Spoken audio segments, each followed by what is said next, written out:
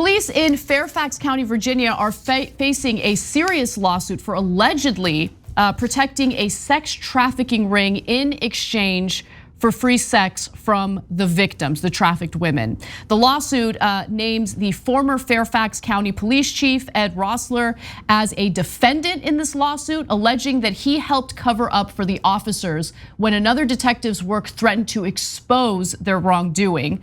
The suit was filed on behalf of a Costa Rican woman identified in the lawsuit only as Jane Doe. It says that the officers would tip off the trafficking ring to suspend its advertisements on sites like Backpage.com in advance of sting operations run by the police. And so the woman who came forward noted that she was basically contacted, told that she could come to the United States to work as an escort. And so she, obviously is in a terrible economic situation, considered it, comes to the United States. Her passport was allegedly immediately taken away from her, and she was forced into the sex industry, sex trafficking. And now there's been enough of an investigation to find, prosecute, and convict the head of that sex trafficking ring. I have more details, but Cenk, why don't you jump in? Yeah, so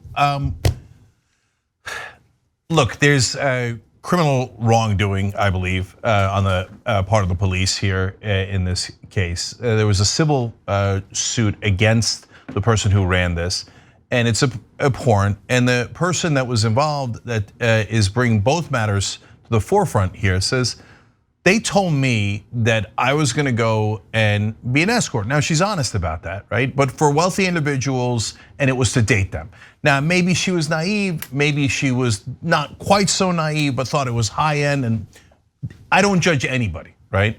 But instead, they took the passport away and then they threatened them instantly and forced them into this trade.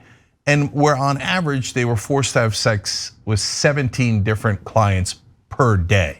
Okay, now when the police see this, are we ready for police to protect and serve us and the community, et cetera? Don't be ridiculous. They think, how could I be number 18? And that is part of what leads to this story. So let's talk a little bit about who these cops are. Luckily, they're no longer with the force. But what I found fascinating about this story was the lawyer representing the woman who came forward was trying to work with the police department, not just for some sort of financial settlement, but for accountability toward the two cops who are implicated in this. And they basically told him to kick rocks. Now, when lawyer Victor Glassberg, that's the one representing Jane Doe in this story, when he first filed the lawsuit, he did not know the identities of the officers who were allegedly involved because his client was never able to learn their names. But then he later obtained a court order requiring the police department to identify the officers described in the complaint. Police responded with two names, Michael Barbazet and Jason Mardoko. Neither of them remains on the force, but that is one part of the problem. The bigger part of the problem is what we see in many police stories that we cover on this show, usually stories involving excessive force. The department seems to have covered up the wrongdoing. And when there was a detective who was working to uncover what was really going on, that detective's work was immediately put to a stop, right? So as Detective William Wolf pressed his efforts to investigate, he said he was threatened by high-ranking officers. He said he even received a call from Roessler, that's the police chief who has since stepped down, by the way, whose voice he recognized even though he did not identify himself, saying, quote, "I need to make sure you're willing to play ball," according to the lawsuit. Of course, thin blue line. It does, we're supposed to stop the criminals unless we are the criminals, in which case we invented a thing called thin blue line. That means you never turn evidence on a fellow cop, no matter how criminal their actions are. Your bosses protect you, and you do whatever you need to do to rob and take advantage of the citizens. And then by the way, declare thin blue line in the open and have half the country go, that makes sense. When cops are criminals, they should protect their criminal racket.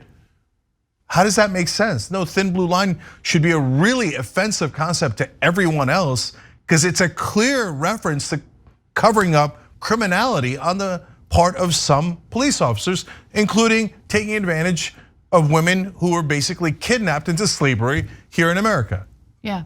Yeah, and it is fascinating that like we have a giant group of people in this country who, base all of their politics on this conspiracy of a Democrat-run child sex trafficking ring.